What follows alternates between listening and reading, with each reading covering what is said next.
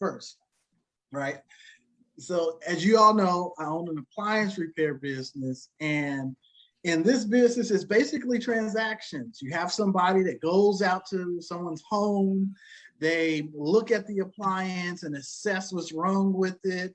The customer is providing an estimate, and they choose whether or not they want to buy a new one or get it fixed. And that transaction happens when they want to get it fixed, and they leave and they go to the next place.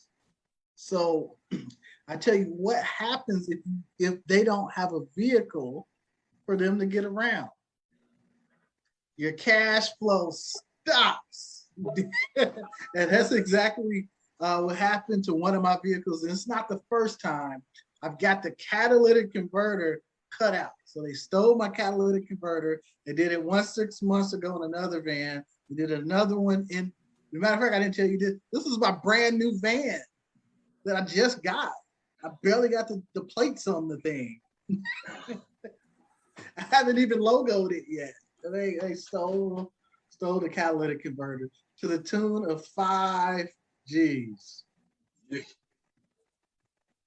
Yeah. So how can you plan for something like that? $5,000 gone, and you got to get it fixed, because if you don't get it fixed, there's no money coming in. Right. You Yeah, know, so you basically losing money every day that truck's not on the road. Exactly. And it happens all too well. We're getting in there, we're making a few thousand a day, going along, we're paying off expenses, and then bam, you get hit with this big expense out of the blue. That can kill most businesses. Very true. Very true.